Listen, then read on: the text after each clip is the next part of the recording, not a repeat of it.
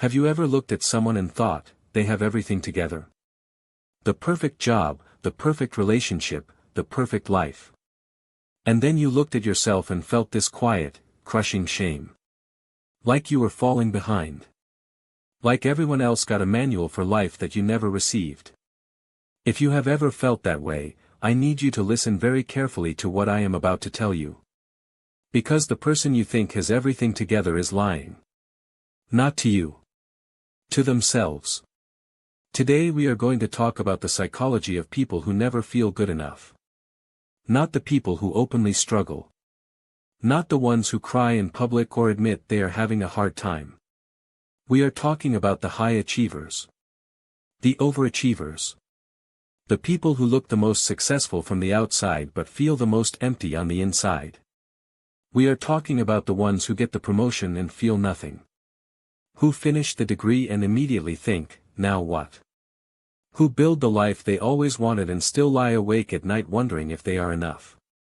If any of this sounds familiar, do not go anywhere. The first thing you need to understand is where this feeling comes from. Because it does not come from nowhere. Nobody is born feeling inadequate. It is learned. And most of the time, it is learned very early. Psychologists call it conditional love, and it is exactly what it sounds like. You grew up in an environment where love was not freely given. It was earned. You got affection when you got good grades. You got praise when you won the game, got the part, finished first. And when you did not perform, the love got quieter. Not absent, not cruel, just quieter. And your brain, which was still developing, drew the only logical conclusion it could. I am only lovable when I achieve something. That conclusion becomes a core belief. And core beliefs are terrifying because they operate entirely below the level of conscious thought. You do not walk around thinking I am only worthy if I succeed. You just feel a constant low hum of anxiety whenever you are not producing something. You feel restless on vacations. You feel guilty when you rest. You feel a strange panic when things are going well, because somewhere deep down you are waiting for the other shoe to drop. Because somewhere deep down, your nervous system learned that good things do not last for people like you. The second thing we need to talk about is the comparison trap. And I know you know this one. I know you have heard 1,000 times that you should not compare yourself to others. But has anyone actually told you why your brain does it anyway, even when you know it is hurting you? Here is what is really happening. When you compare yourself to someone else and feel inferior, your brain is not being irrational. It is doing exactly what it was built to do. Social comparison is a survival mechanism. For most of human history, knowing where you stood relative to others in your group determined whether you ate, whether you made it, whether you lived. Your brain is scanning the environment constantly for evidence of your standing in the tribe. The problem is that in 2026, the tribe is 7 billion people large, and your phone shows you the highlight reel of every single one of them. You are comparing your behind the scenes to everyone else's best performance. You are comparing your Monday morning to someone else's Saturday night. You are comparing your drafts to someone else's finished work. And every single time, you lose. Not because you are actually inferior. But because you are playing a rigged game. The third thing that nobody tells you about people who never feel good enough is that they are often the most competent people in the room. There is a psychological phenomenon called the Dunning-Kruger effect that says people who know very little about a subject tend to overestimate their ability. They do not know enough to know what they do not know. But the opposite is also true. People who are genuinely skilled tend to underestimate themselves. Because the more you know, the more aware you become of everything you still do not know. The better you get at something, the higher your standards rise. So you are getting better and feeling worse simultaneously. This is not weakness. This is the paradox of expertise. The fourth reason people never feel good enough is perfectionism. And perfectionism is not what most people think it is. It is not about having high standards.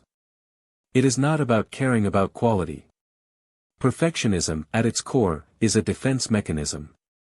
It is a way of protecting yourself from criticism. If you make everything perfect before you release it, no one can criticize you. If you never finish the thing, no one can reject it. If you never try, you can never fail. Perfectionism is procrastination disguised as standards. It is self-sabotage dressed up as dedication. And it is exhausting. The fifth thing, and this is the one that usually hits hardest, is that people who never feel good enough are often terrified of being truly known. Because if you have built your entire sense of worth on performance and achievement, then being loved feels incredibly fragile. What if someone gets close enough to see the real you, the one behind the achievements, and they decide that version is not impressive enough? What if they figure out that you have been faking confidence for 20 years? What if they see the fear and the doubt and the nights you cried because you could not turn your brain off? This is why so many high achievers have surface-level relationships. Not because they do not crave depth, but because depth feels dangerous when your whole identity is a performance. So what do you do with all of this? How do you begin to dismantle a belief system that has been running in the background for decades? You start by doing the hardest thing you have ever done. You start by separating your worth from your output. You begin by practicing the radical idea that you are enough exactly as you are right now, not when you finish the project, not when you get the promotion, not when you lose the weight or fix the relationship or reach the goal. Right now. As you are. Flawed and unfinished and in process. You are enough. This does not mean you stop striving. It does not mean you stop caring about doing good work. It means you stop needing the achievement in order to feel like a real person. It means the work comes from a place of passion instead of fear. It means you can rest without guilt. You can fail without collapse. You can be seen without armor. The people who seem to have it all together are not operating without fear. They have just learned to move forward in spite of it. And you can too. Not someday. Not when everything is in order. Now. Because the only moment you have ever actually had is this one. And in this one, you are already enough.